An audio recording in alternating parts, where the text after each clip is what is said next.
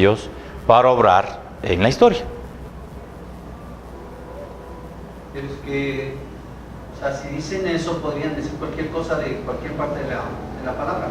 Ya, porque no hay nada que escoger. Entonces, ¿qué es lo que está en juego ahí? La verdad, Dios mismo. Dios mismo, la autoridad, ¿no es cierto? La autoridad. Entonces, si nosotros decimos, aquí está la Biblia, la revelación, que la Biblia es la revelación de Dios, ¿verdad? Pero que ciertas partes son mitos y otras partes sí son verdad. Lo que estamos diciendo es que yo asigno a la Biblia ciertas partes de autoridad, ¿no es cierto? Hay una autoridad de la Biblia para mí, que es la revelación de Dios. Pero hay ciertas partes que no son de esta autoridad, sino provienen de alguna otra noción de autoridad, ¿no es cierto? ¿Cuál es esa? Es la pregunta. Yo diría, significaría eso que yo estoy poniendo, ¿no es cierto?, qué es la verdad en la Biblia. Ajá. Claro, pero el asunto es, ¿dónde radica la autoridad de eso que tú defines que es verdad? En el hombre, en este caso. ¿No es cierto? Porque él está diciendo, esto de aquí es verdad y esto de acá no es. Exactamente. ¿Sí ves? Porque es peor, estamos diciendo que estamos asignándole a Dios que el rato es verdadero y el rato es mentiroso. También, ¿no es cierto? Si ves que entramos en un problema de contradicción.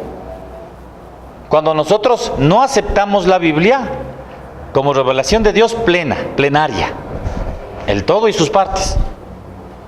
Entonces, si yo digo que está bien, es correcto que el Señor Jesucristo murió en la cruz para redimir a los pecados, pero yo no acepto que la mujer deba someterse, ¿qué estoy diciendo? Porque Pablo estaba culturalmente determinado. ¿Qué estoy diciendo? Que no acepto la verdad que está en... Que no hay autoridad, pues. O sea, no estoy aceptando la autoridad de Dios en la revelación bíblica. ¿No es cierto? Lo que vos decías, ¿cómo era que me decías antes de que nos vayamos? Pablo estaba influenciado por Platón. ¿Qué cosa? Que Pablo estaba influenciado por Platón. Eso enseñan en los seminarios.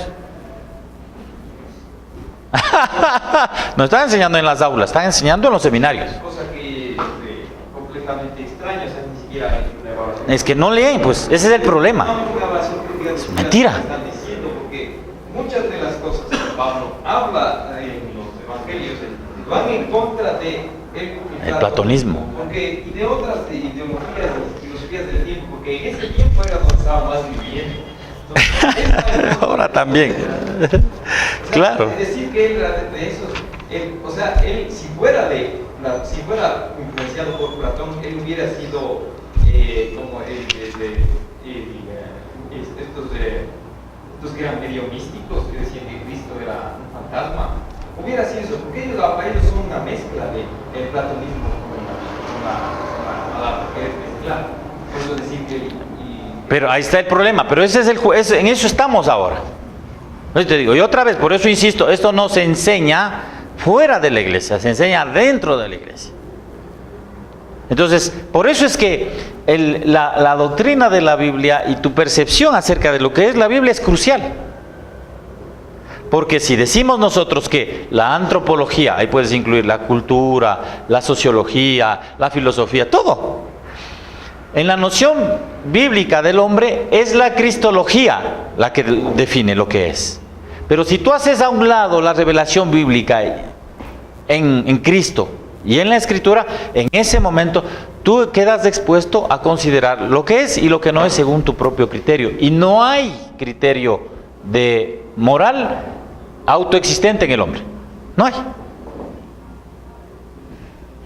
Por eso el hombre no puede autoconocerse a menos que conozca a Cristo. Entonces, Bueno, ahí tenía unos puntos que no voy a tratar aparte de la epistemología que vimos antes. Muy bien. Eso con respecto a la hermandad. Entonces, para el cristiano, la revelación especial de la Biblia es normativa. Y la cultura contemporánea debe someterse a la interpretación de la Biblia, según la interpretación de la propia Biblia. Otra vez, la cultura debe leerse desde la Biblia. Debe interpretarse según los parámetros de la propia Escritura. Luego está en la hermenéutica la interpretación cristocéntrica, que ya vimos esos 10 puntos, en la ley de la no contradicción. Eso es interesante. Dice, la Biblia enseña que Dios es el creador del hombre. No es lógico decir que el ser humano fue creado a la imagen de Dios y a la vez que es producto de la evolución animal. Hay una contradicción. La creación y el intervencionismo del creador son diferentes al proceso de evolución biológica y orgánica. Hay que considerar las implicaciones lógicas del evolucionismo. Si los seres humanos son productos del mundo animal, y si Jesús, Dios, es 100% Dios y 100% hombre, entonces Jesús sería 100% animal. Esa es la conclusión de la evolución. Si fuese así, seríamos nosotros animistas, paganos, adorando al supremo animal y a la vez pretendiendo ser fieles a Dios el Padre. Entonces, sí es un problema, o sea, es una contradicción. Por eso es que entramos nosotros en conflictos cuando encontramos al interior de la cristiandad nociones como el evolucionismo creacionista. ¿Se han oído, no es cierto? Sí hay esa teoría. Sustentada sobre todo por los católicos, es esa, ¿no es cierto? Los Pierre Teilhard de Chardin, por ejemplo. Los judíos mesiánicos. ¿No es cierto? Ignacio de Loyola, no. No, es más bien desde los jesuitas, pero Loyola es anterior, es de la época de la Reforma, posterior, digamos, o sea. Pero la teoría de la evolución surge en el siglo XIX y es ese más o menos el contexto en el que aparece esta noción del creacionismo evolucionista, que dice que Dios, como es soberano, Él escogió el método o sea, Él todo, pero escogió el método para aplicar la creación como la evolución. Ese es el método de la creación de Dios. O sea, lo que hicieron básicamente es de nuevo tomar de la filosofía griega y mezclarla, porque la filosofía griega, antes de que se llame evolucionismo, tenía esta noción. La griega decía exactamente. Una cosa vino otra. Sí. Del agua, del aire. Entonces, pero incorpora, ¿sí ves? Incorpora, porque dice, no hay manera de resolver el problema, decía Teilhard de Chardin. Pero nosotros debemos ver a Cristo como el Cristo cósmico, decía él. O sea, ¿cuál es la noción del Cristo cósmico? Es el Cristo que sí, en efecto se encarnó, pero se encarnó para restaurar en Él todas las cosas, pero ¿en qué sentido? En que Él se vuelve el camino de toda la creación hacia esa dirección. Es decir, finalmente la creación toda va a derivar en ese punto, que es Cristo cósmico, crea o no crea. Es decir, el creyente o el no creyente, de una u otra manera, va a derivar en el cumplimiento de ese Cristo cósmico en la restauración de todas las cosas. ¿No es cierto? Entonces, frente a eso, la evolución no puede ser una contradicción con ese Cristo que restaura todas las cosas. Debemos dar una explicación a la evolución. ¿Cuál es? Que Dios, en su soberanía, crea todas las cosas, afirmación bíblica, pero escoge el método de la evolución.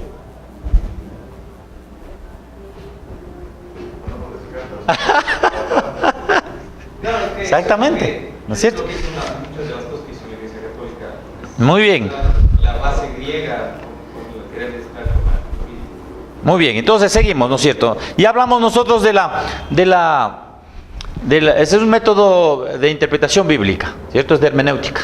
Viendo todos estos elementos, siempre hay que considerar eso, porque la interpretación bíblica es histórico-redentiva. Pablo usó ese método, Jesús usó el método cuando habló del matrimonio y del divorcio. Habla de la creación, en el principio no fue así, pero después en Cristo se restauran las cosas. Y lo otro es la interpretación gramatical. O sea, la hermenéutica siempre es una interpretación gramatical con respecto a la Biblia. Vamos a interpretar la Biblia en sus términos. Ni al traductor ni al intérprete de la Biblia le fue dado el derecho divino para añadir o quitar algo de la Biblia. Primera de Corintios 15, 44. Veamos, ¿qué dice?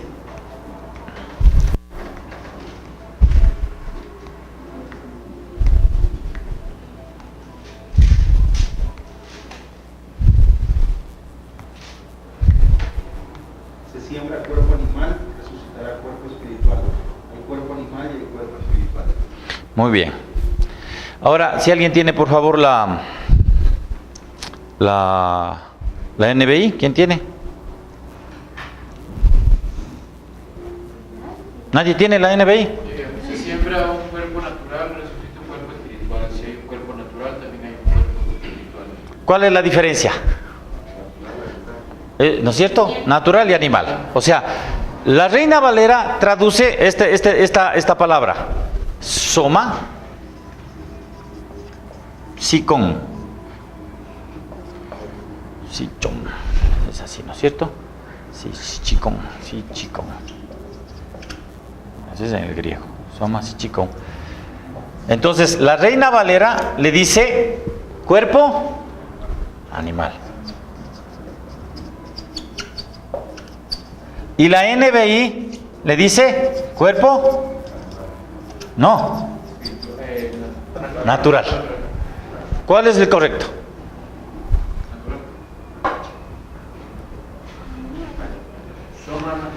Soma, el animal viene del griego zoología. Zoo. Aquí no está hablando de zoo, sino de com, ¿no es cierto? Entonces, aquí la NBI traduce correctamente. Es el hombre natural. No está hablando del cuerpo natural, no está hablando del cuerpo animal. Porque si fuese el caso, ¿en qué consiste el cuerpo animal?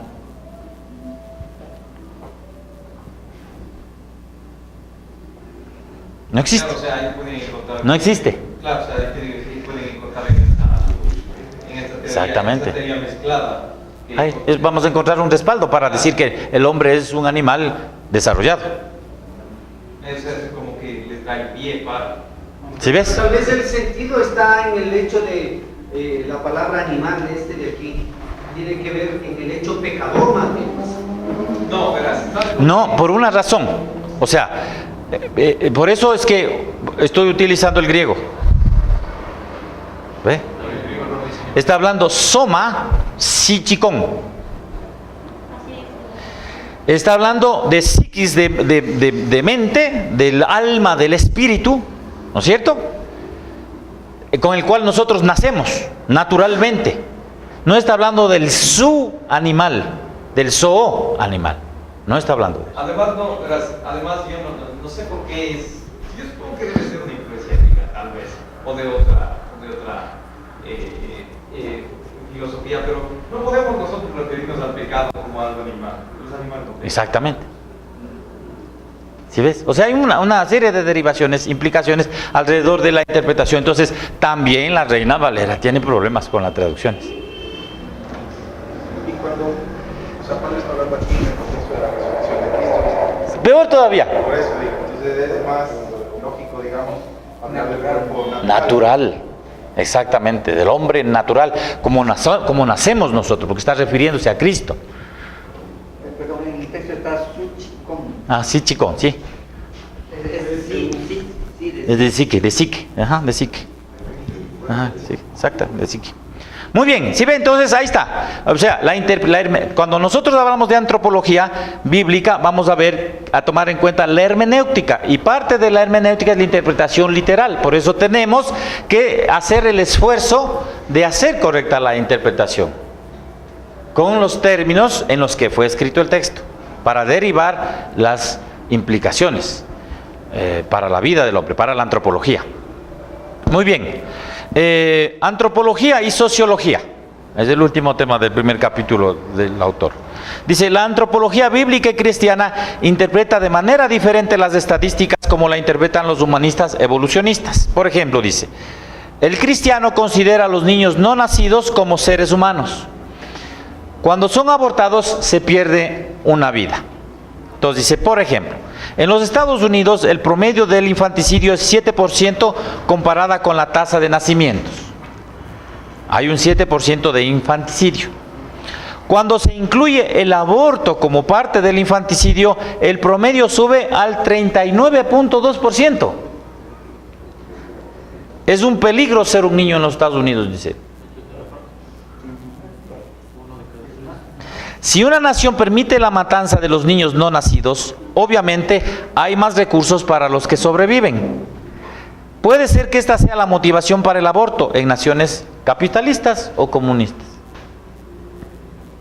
Detrás del tema este del aborto hay la noción que veíamos al principio de la clase del crecimiento cero. Es una teoría económica. Crecimiento cero, ¿cierto? Crecimiento cero. Hay que llegar a un punto en el cual el hombre, la humanidad, debe tener una cantidad de habitantes proporcional de acuerdo a los recursos que la Tierra dispone.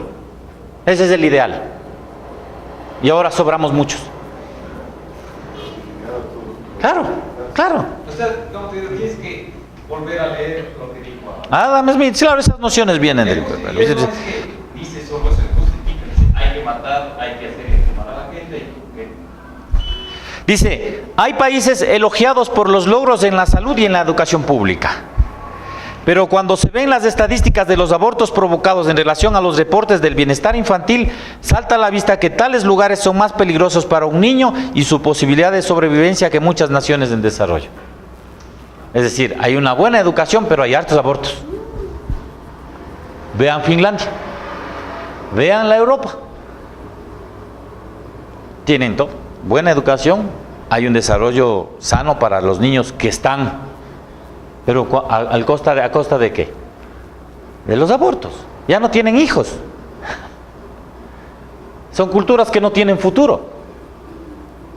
Dicen los entendidos que para que la cultura se pueda reproducir a la siguiente generación, se necesita al menos 2.7 hijos por pareja.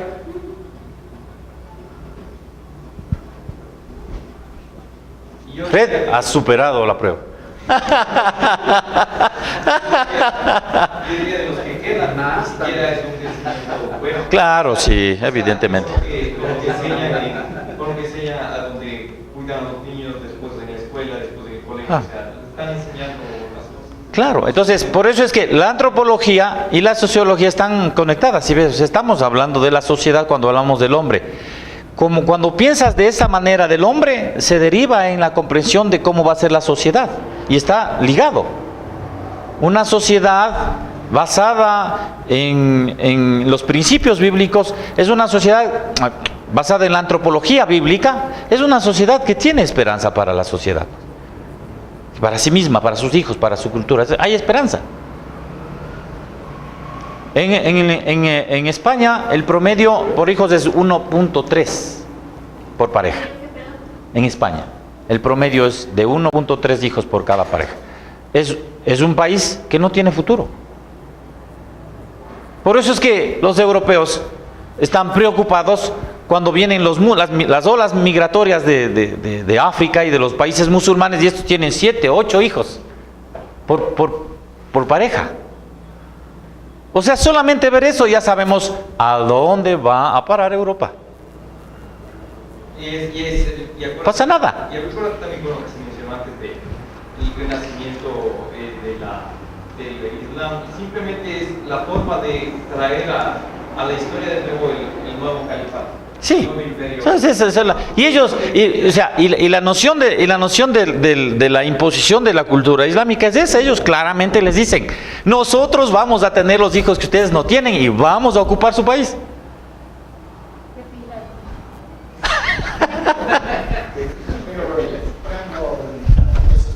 Ajá. Claro, porque otra vez es...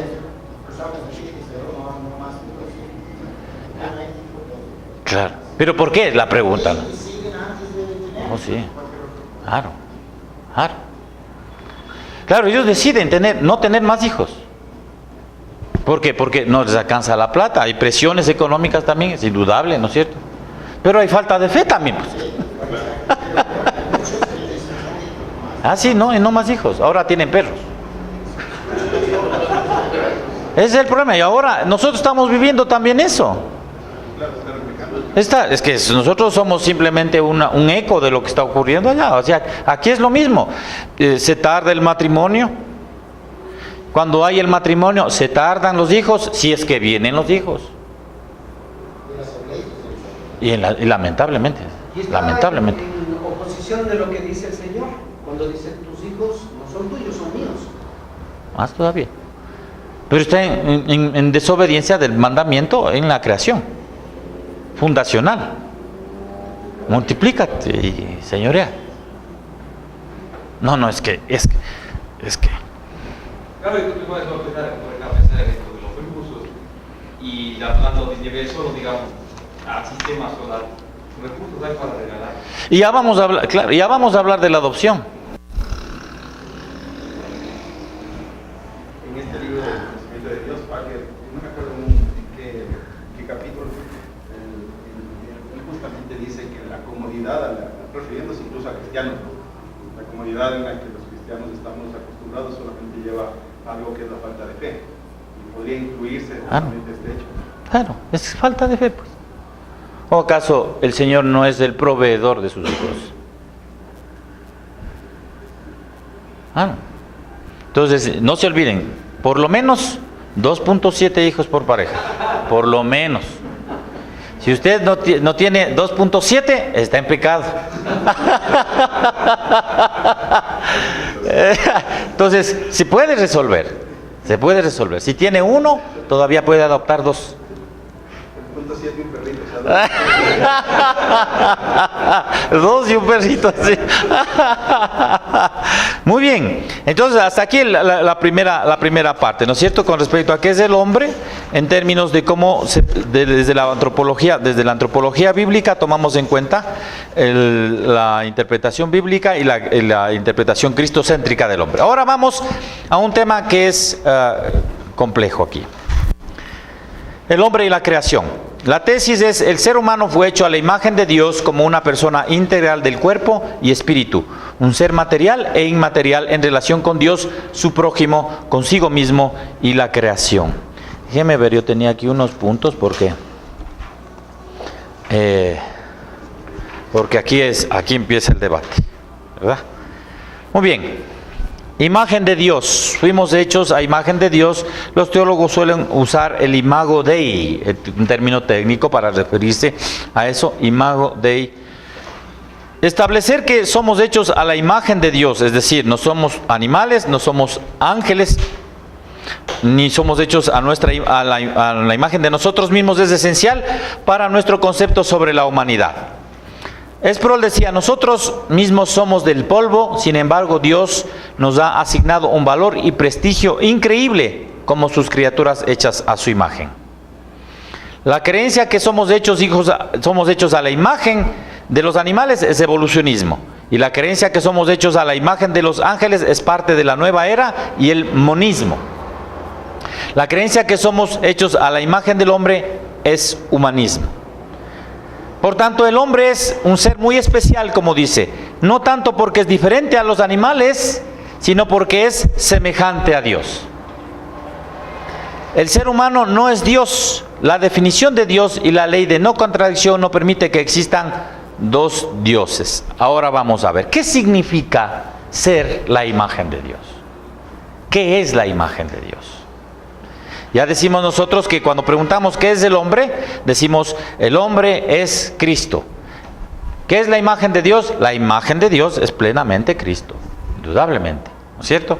Pero aún queda en términos de la creación el llamado a la reflexión acerca de qué es lo que significa que fuimos creados a la imagen de Dios. ¿No es cierto? ¿Qué es lo que significa que fuimos creados a la imagen de Dios? Déjeme ver. que tenemos unas cualidades particulares que nos diferencia de el animal, por ejemplo, ¿cierto? Del resto de la creación. Entonces, punto 1. ¿Qué más? Estamos llamados para ser. Llamados para ser. Para ser a imagen de Dios. Para ser a imagen. ¿La glorificación va a ser eso? A ver, no. En la creación nosotros fuimos hechos a la imagen de Dios. No fuimos un prototipo para llegar a ser la imagen de Dios. Somos portadores de la imagen de Dios en la creación. Pero no nos comportamos. Digo, Bueno, eso ya es en la caída. ya. Por eso, pasando la caída, pasando la restauración. Ya, acá. Estamos llamados a la glorificación. Claro, porque aquí decimos que en la creación nosotros somos portadores de la imagen de Dios, ¿no es cierto? En la caída, ¿no es cierto? El hombre pecó y su imagen de Dios se distorsionó, ¿no es cierto? Cristo, el hombre, en la imagen de Dios, muere para recuperar esa imagen de Dios, y en la glorificación nosotros vamos a ser a la imagen de Cristo. Ahí está. Entonces, no nos vamos a saltar las etapas, porque cada una de ellas explica el proceso del devenir del hombre, ¿verdad? Muy bien. En sentido estricto, ¿qué es lo que significa que el hombre es a la imagen de Dios? Muchos han dicho que la imagen de Dios... A ver, ¿qué es lo que cayó en la caída?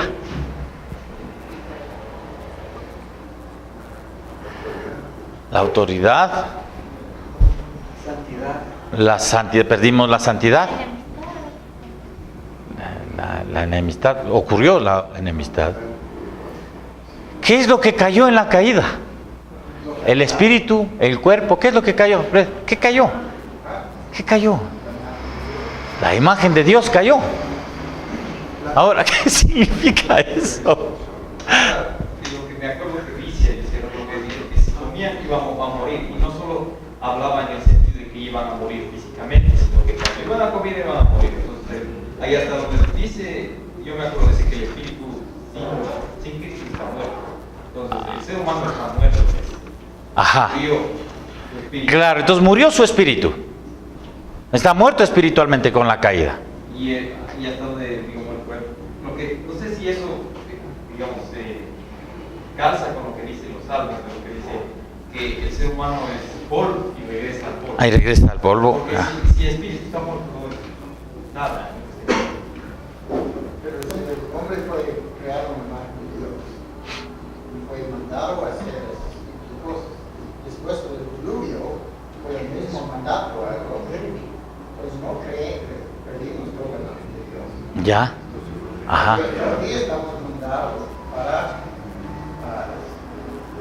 hacer Lo que Dios llamó a hacer, ¿no es cierto? Claro, igual a Noé le dijo, otra vez ten hijos, multiplícate, come y domina también la creación. Otra vez le repite, o sea, lo mismo que le dijo en la creación antes de la caída, le dijo a Noé ya en el contexto de la caída, lo mismo. Pierde su, claro, o sea, a ver, el hombre está muerto espiritualmente, ¿no es cierto? Y su cuerpo muere, o sea, se hace polvo. Pero él, delante de Dios, está muerto espiritualmente, pero el muerto espiritualmente va a vivir la muerte eterna, es decir, no se va a deshacer su espíritu. Lo que él va a recibir es el castigo eterno, y va a sufrir el castigo eterno, no solamente en el espíritu, sino en el cuerpo, eternamente. Entonces, no perdimos nosotros esa noción de infinitud.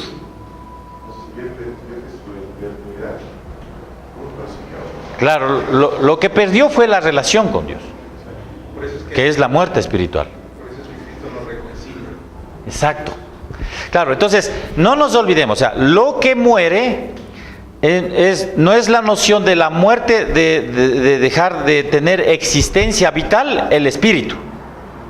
Porque aun cuando está el hombre pecador, está muerto espiritualmente, claramente él va a vivir eternamente el castigo. No es que desapareció, no. No, va a seguir siendo. Entonces, lo que pierde es la relación plena con Dios.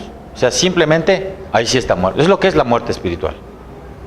¿Ve? No es la pérdida del espíritu, sino es la pérdida de la relación con Dios.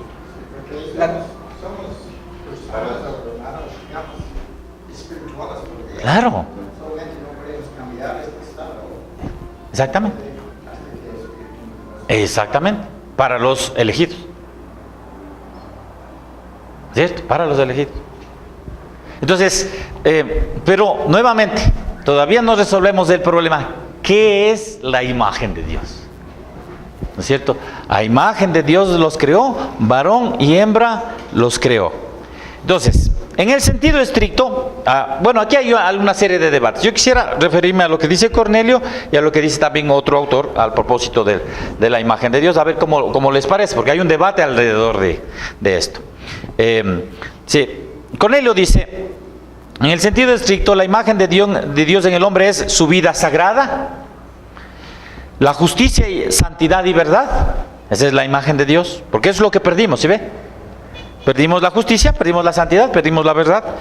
La imagen de Dios es el conocimiento de Dios. La imagen de Dios es la dignidad que tenemos.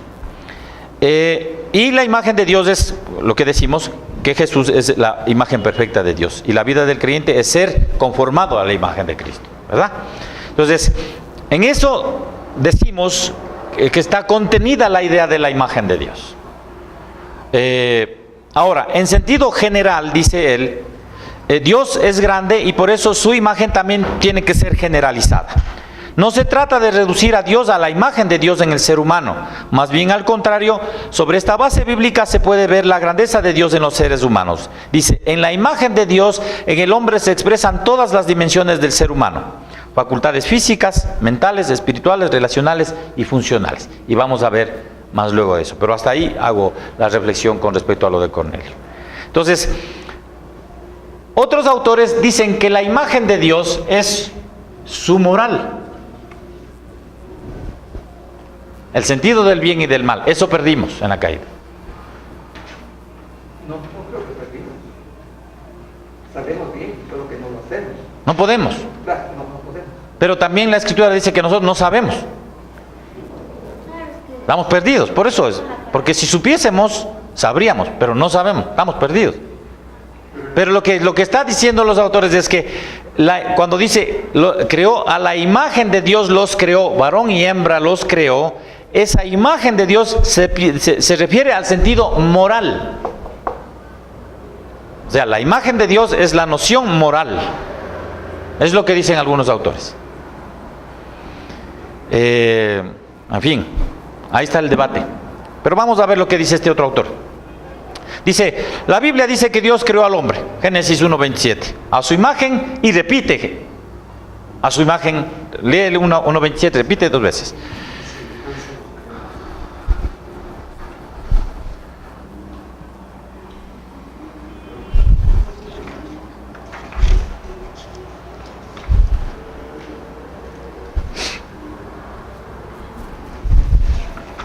¿Qué dices? 1:27. Creó Dios al hombre a su imagen, a imagen de Dios lo creó, varón y hembra lo creó. Es como si repitiera 3 veces, ¿no es cierto? Dice, y creó Dios al hombre a su imagen. Y dice, a imagen de Dios los creó, varón y hembra los creó. Entonces, repitiendo 3 veces, está repitiendo la idea. Muy bien, entonces, a su imagen, a imagen de Dios, la imagen, nosotros somos su imagen. Ese término, ese artículo su, se refiere a Él, ¿no es cierto? El su de la imagen es de Él, es de Dios. A su imagen, pues hemos dicho, su imagen le pertenece a Él, es de Él y es para Él.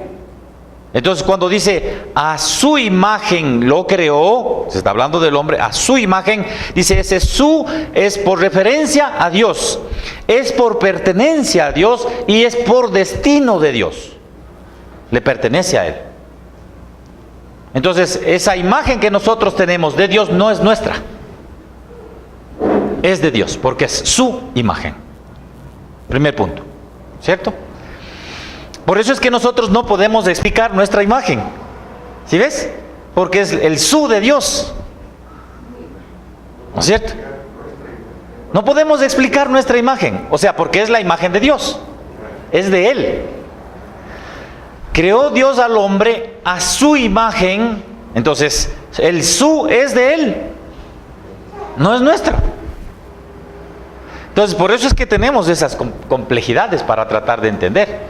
Porque a lo mejor fuese más fácil si no existiese ese su, nos vemos en el espejo y nos describimos.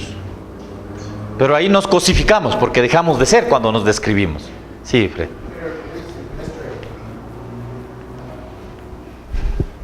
Cuando entramos en pensar, creo que nosotros pensamos en la imagen, ya miramos en el espejo. Ajá.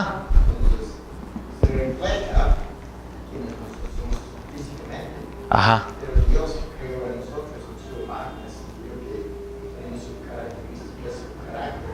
Exacto. Ese es que tienes que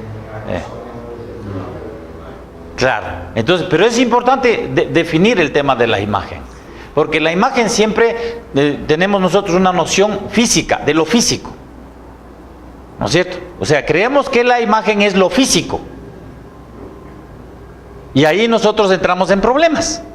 ¿No es cierto? Porque finalmente, si la imagen de Dios está definida por lo físico, entonces puede ser que parezca que hay mejores imágenes de Dios que otras. ¿No es cierto? Entonces, se iría en contraposición de lo que dice la palabra misma, que Él es espíritu. Exacto, ese es el punto. Claro. Ese es el punto. Entonces, vamos a ver cómo resolvemos este asunto. A ver si... ¿Ah? Eso vamos a poner. Entonces está el carácter. Vamos a ver. Vamos a ver si en efecto eso es la imagen. Unos dicen que es el espíritu. Pero y en la creación podemos también ver lo hermoso. Ah, sí, claro, estamos aquí en este punto, ¿no es cierto? O sea, nos maravillamos de lo que Él hizo con nosotros. Hay otras cosas periféricas. ¿Cómo? Hay otras cosas periféricas también que aplican. Por ejemplo, nosotros tenemos un sentido de la armonía, de la belleza, del o sea, bien, del orden, del Pero orden. podríamos ver también en lo físico. Claro. Pero no es lo físico. Porque cuando se sucede la caída, se pierde la imagen de Dios. Se pierde. Pero también la moral y el carácter. Pregunto, le estoy preguntando. Con la caída, ¿se perdió la imagen de Dios? O sea, ¿no hay más en el hombre imagen de Dios? Entonces, primero, o sea, no es que desapareció, se distorsionó. Y porque nosotros somos imagen de Dios, aun cuando somos pecadores, nosotros tenemos una dignidad que nos ha dado Dios que nadie puede destruir, ni políticos ni ideologías. Nadie. En eso consiste el desarrollo del humanismo, basado en las nociones teológicas que veíamos nosotros, lamentablemente no estuvieron los otros al inicio. ¿Sí ves? La noción de la dignidad del hombre, del respeto de los derechos del hombre, radica en que el hombre tiene intrínsecamente una dignidad que Dios le ha dado, que no se perdió totalmente en la caída, y que nosotros debemos valorarla, sea que crean o no crean, porque si fuera el caso deberíamos matar a todos los no creyentes.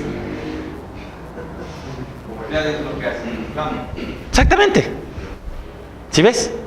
Entonces, ojo con la... Somos dignos porque todavía conservamos la imagen de Dios. Ahora, el punto está en que estamos luchando es qué es lo que significa la imagen de Dios. Pero también no vendría entonces lo moral, carácter, espíritu en lo físico también, porque... No, por una simple y sencilla razón, que la Escritura nos dice que Dios es espíritu. Dios es espíritu. O sea, pero no en sí el físico, sino los atributos que, por ejemplo, que vemos en el orden físico. Por ejemplo, en lo físico vemos la perfección, la... Sí, pero ojo, ¿no es cierto? Otra vez, Dios es espíritu. Y antes de la creación, Dios es espíritu. Es decir, la creación no es una referencia, o sea, lo material o físico no es una referencia de Dios. Visual. No es una imagen de Dios, porque Dios es espíritu. El problema es que si no No podemos decir que Dios tiene brazos, Dios tiene brazos, porque Dios es espíritu. Entonces, exactamente. Entonces, claro. Entonces, Ahora, el problema es que cuando tú te metes a decir que tiene que ser físico o es físico también, ahí es lo que, o sea, porque digo, si te metes a eso, porque hay gente que piensa así, si te metes ahí, así que no solo moral de carácter, sino también yo digo que la creación en sí, lo que vemos, o sea, como dicen Romanos, porque se trata de poder de hacerse claramente visible, o sea, no en sí lo físico, sino en lo físico se puede ver el orden. sí, pero no estamos hablando de la creación, estamos hablando del hombre. Claro, pero también es parte de la creación. Ah, no, pero estamos hablando del hombre específicamente. Ahora, yo entiendo a dónde va tu pregunta. ¿Sabes en qué momento nosotros podemos sí hablar de los rasgos físicos de la imagen de Dios en Cristo? En Cristo. Pero estamos hablando acá. No, ahorita estamos hablando aquí. No estamos todavía hablando acá. Y aún así, en ese sentido, o sea, no es como normalmente la gente lo piensa. Por eso es que Jesús no deja, y Dios no deja que hagan imágenes, o sea, físicas. Imagínate si él hubiera hecho que alguien le pinte. Claro, y en eso consiste el impedimento de él. Él tenía pelo negro. Entonces todos los que tienen pelo negro. No, pero eso no es el punto. Lo que está diciendo es que la creación, en la creación Dios se ha manifestado. Claro. ¿No es cierto? Por ejemplo, la perfección de Dios le vemos en las cosas creadas. O sea, en las cosas creadas vemos la perfección de Dios, porque está impreso en la cosa creada lo que Él es. ¿No es cierto? Pero en la Escritura, en el Génesis, está diciendo claramente: y creó Dios al hombre a imagen de Dios, a su imagen, a imagen de Dios lo creó. Varón y hembra lo creó. Entonces, claramente está diciendo, particularizando el hecho de que el hombre es el portador de la imagen de Dios. La pregunta que estamos tratando de resolver es: ¿qué es la imagen de Dios? Ese es el punto. Que somos portadores, creyentes o no creyentes, seguimos siendo portadores de la imagen de Dios. Y en eso consiste nuestra dignidad, lo que somos como hombres. Entonces, ¿qué es? Ahora, la imagen de Dios no es algo que Él no posea, es de Él. Por eso decimos, es por pertenencia que le pertenece, es de Él. Dios es espíritu, es incorpóreo, y la imagen no debe relacionarse con el cuerpo del hombre. ¿No es cierto? La imagen no puede ni debe relacionarse con el cuerpo del hombre, porque es dificultoso resolver ese problema. O sea, tenemos una diferencia esencial, o puede ser accidental, como lo veamos, entre el hombre y la mujer. Dos cuerpos diferentes. ¿Cuál es el que se parece más a Dios? Las mujeres critican, dicen, puesto que el hombre construyó su religión antropocéntrica, obviamente Dios se va a parecer al hombre. Por eso habla en la Biblia de que Dios es Padre. Pero si nosotros asumiéramos la posición de que Dios es, o más bien, el hombre es, en cuanto a imagen de Dios, como la mujer, entonces habría que hacer toda una construcción alrededor de toda esta cosmología. Y eso es lo que está en el fundamento alrededor de las teólogas feministas, pues, precisamente. La imagen también no se podría considerar ciertos atributos de Dios que Sí, bien, correcto. Vamos a anotar. Claro. Digo ciertos porque hay algunos que lógicamente, aunque la Escritura dice que somos la imagen, pero no podemos replicar algunos atributos, Sí. como la omnipresencia. ¿Cómo no? Correcto, es lo que dicen, los teólogos dicen, hay atributos, los comunicables, y hay atributos incomunicables. ¿No es cierto? Entonces, los comunicables son aquellos que Dios comparte con los hombres. El amor nos da como la justicia, nos da comunicado, ¿cierto? O sea, la santidad nos da comunicado. Entonces, esa es la imagen, somos la imagen de Dios en términos de que expresamos ciertos atributos de Él, ¿verdad? Entonces, es lo que dicen algunos. Pero tenemos que resolver de alguna manera qué significa. Si logro resolver esto, creo que es el éxito del curso. Y si quedan confundidos, es el éxito del curso. Bueno, vamos a ver, dice. Muy bien, entonces, Dios es incorpóreo y la imagen no debe relacionarse con el cuerpo del hombre. Porque cuando hablamos, por ejemplo, de atributos, no estamos hablando del cuerpo. Cuando hablamos del espíritu, no estamos claramente hablando del cuerpo. Cuando hablamos de carácter, no estamos hablando del cuerpo. Cuando estamos hablando de la moral, no estamos hablando del cuerpo. Todo lo que ustedes han dicho, que estamos suponiendo que es, o adoptando que es la imagen de Dios, son cosas que no tienen que ver con el cuerpo. Pero sin embargo, Que se expresan por el cuerpo, eso sí, pero no tienen que ver con el cuerpo. la parte física nuestra, de alguna manera, en la enseñanza, en la palabra, menciona que Dios ve, que Dios tiene brazos, que Dios oye y Dios habla. De alguna manera nos manifiesta eso, Dios, que se relacionaría con nuestro cuerpo físico. Claramente nos estás enseñando que el cuerpo, claro, Dios es espíritu. Sí. Está bien, pero de alguna manera no estás viendo eso. No. No se está relacionando algo con... No, por una razón. No, espérate, por una razón sencilla, ¿no es cierto? Y es el hecho de que Dios, cuando quiere Él revelarse al hombre, usa un lenguaje que podamos nosotros entender. Usa lo que se conoce como antropomorfismos. Calvino decía que el Señor, para revelarse a nosotros, es condescendiente con nosotros, que nos habla, se baja para hablarnos como a chiquitos, porque si no, no lo entenderíamos, y por eso utiliza nuestro balbuceo para poder acercarse a nosotros, porque de lo contrario no podríamos nosotros, limitados como somos, entenderle a Él. Entonces ese es el recurso del uso del lenguaje, son figuras literarias.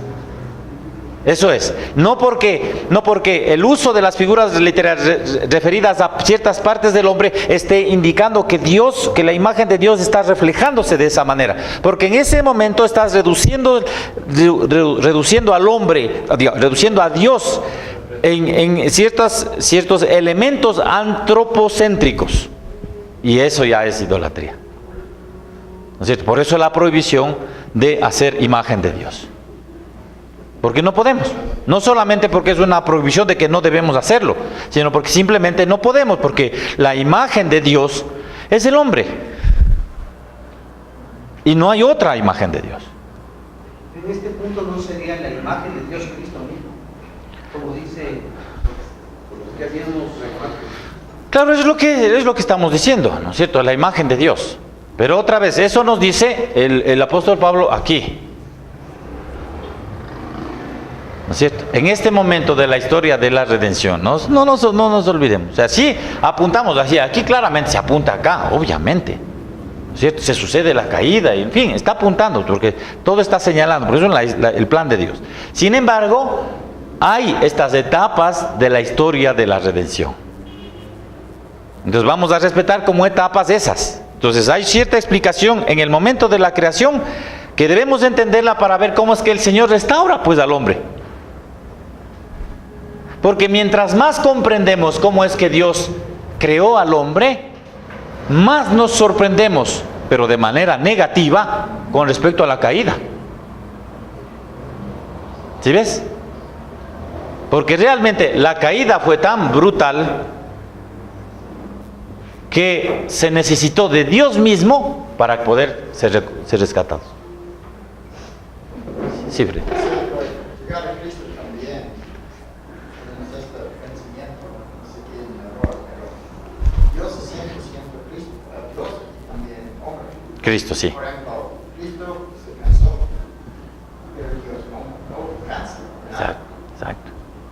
Entonces, tiene que balancear. Que no dice, Cristo es nuestro ejemplo, obviamente en su carácter y todo eso, Sí. pero él cansó, durmió y todas esas cosas, y jamás que Dios duerme. Claro, no necesita comer. Entonces, para entender esto, 100% hombre y 100% Dios, es imposible. Sí, claramente, porque si nosotros reducimos en Cristo una milésima de su deidad, ya somos herejes. Pero asimismo, si reducimos una milésima de su humanidad, somos herejes. Entonces esta noción no podemos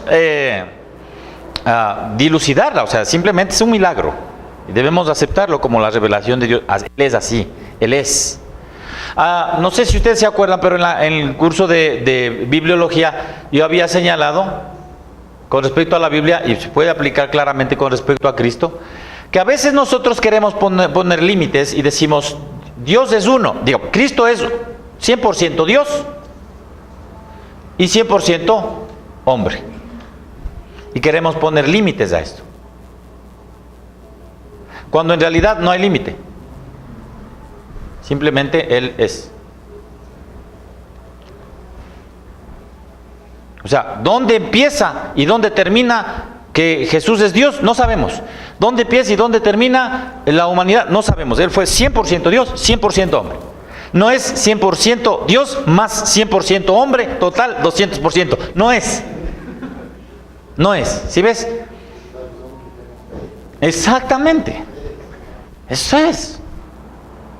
Pero nosotros a veces queremos decir, o sea, ¿hasta qué punto fue hombre? Lo que pasa es que es porque nuestro entendimiento está limitado. Es el mismo problema con el entendimiento de la eternidad. La gente siempre trata de tener la noción de que algo empieza y que algo termina, porque así es como nosotros somos. Porque estamos limitados por el tiempo. Estamos claros, estamos limitados por el tiempo. Muy bien. Claro, entonces vamos a ver solamente para el punto de vista de este autor, y con eso terminamos, damos el siguiente paso. Él dice, hay preguntas alrededor de esto, dice, ¿de qué modo el hombre es semejante a Dios? ¿Cuál es el punto de contacto entre el hombre y Dios, si ese es el caso? ¿Y en qué sentido el hombre es superior a los animales? Entonces dice, ¿de qué modo el hombre es semejante a Dios? Primero, las Escrituras dicen, lo que distingue al hombre es la imagen de Dios. Eso le distingue del resto de la creación. La imagen no puede referirse al cuerpo o a la apariencia. Es algo más que lo físico. Leamos Deuteronomio 4, 15, 18.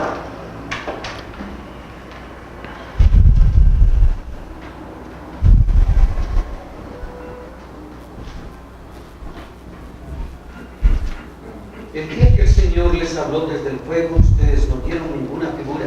Así que tengan mucho cuidado para que no se corrompan al hacerse esculturas o imágenes de alguna figura, o efigies de hombres o mujeres, o figuras de los animales que hay en la tierra, o figuras de las aves que cruzan los aires, o figuras de los animales que se arrastran por el suelo, o figuras de los peces que hay en el agua debajo de la tierra. No vaya a ser que levantes los ojos al cielo al ver el sol y la luna y las estrellas y todas las huestes celestiales, sientas el impulso de inclinarte ante ellos y adorarlos. Todos ellos los ha concedido el Señor tu Dios a todos los pueblos debajo de los cielos. Entonces, ¿qué tenemos acá? Primero, que Dios no tiene forma alguna, es lo que está diciendo, porque está hablando de los animales, está hablando de las estrellas, está hablando de todo bajo el sol, todo. O sea, no te hagas imagen, porque Dios no tiene ni forma alguna, y manda no hacer ninguna imagen de Él.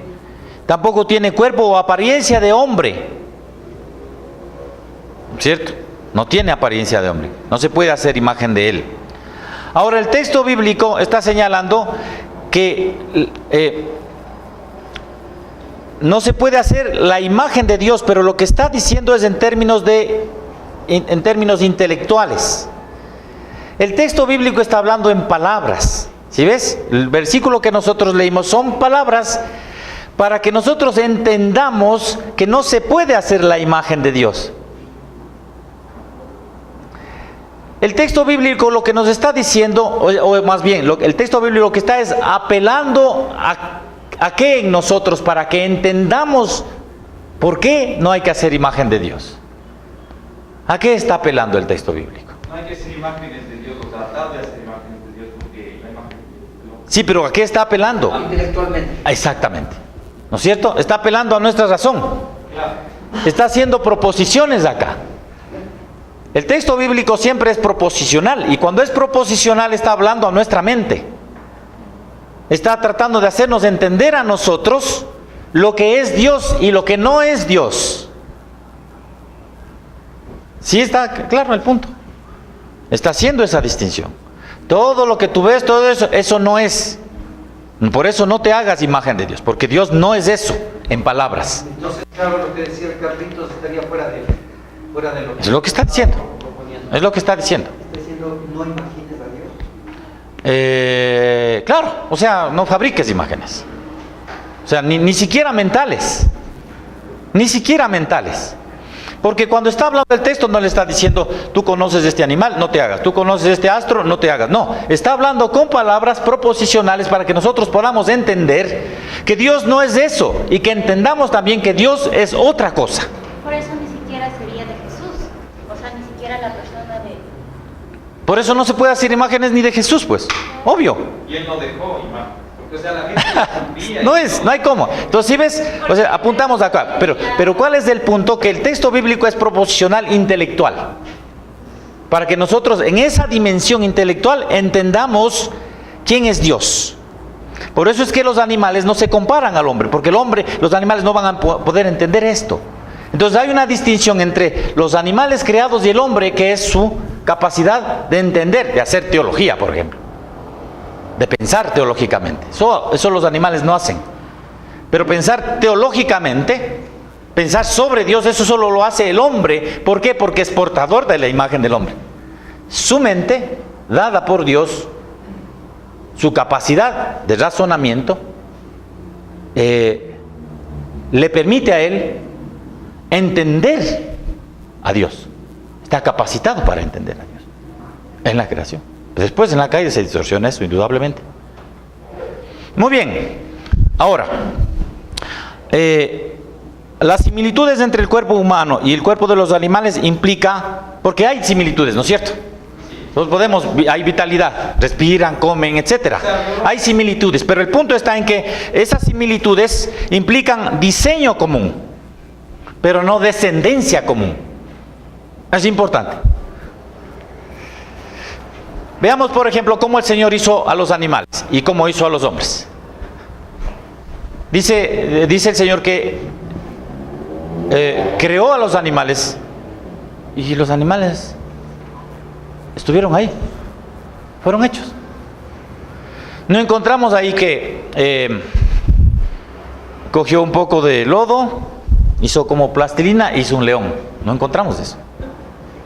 Simplemente Él creó a los animales y fueron hechos de la nada. ¿Cómo hizo en cambio al hombre? Pero antes de eso, ¿qué ocurrió? Pero antes de eso, ¿qué ocurrió? Dijo, pero antes de que dijo, Él era. no, después dice, después de que Él era, ¿qué pasó?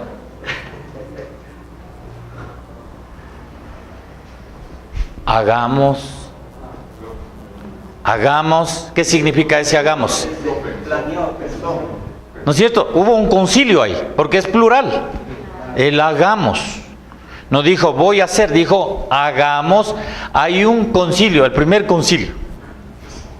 ¿No es cierto? Hubo un acuerdo en la Trinidad para hacer al hombre. Hagamos al hombre. Para hacer al hombre, toma del polvo y le da forma. Él mismo interviene para hacer al hombre. Después de que le forma, le da el aliento de vida. Y después de eso, le da un nombre. Miren todo lo que ocurrió. A los animales, en cambio, ¿qué dijo? Creó los animales. Punto. Por eso no puede haber ningún tipo de cercanía, ni acercamiento, ni relación. Nos darán pena, nos pondrán unos ojitos llorosos los perritos, pero no son como nosotros, no sienten como nosotros, no saben como nosotros, no viven como nosotros, son polvo y se acabarán. Y así es como los vamos a tratar, con respeto, pero no en igual dimensión. Por eso es peligrosísimo, o sea, es una noción antibíblica el que nosotros humanicemos a los hombres, a los animales. Peor aún todavía que nosotros tengamos animales en vez de hijos. Y peor todavía que les tratemos como hijos a los animales. Y les dejemos herencia. O sea, realmente, es paganismo, ¿sí ve? Es paganismo, otra vez.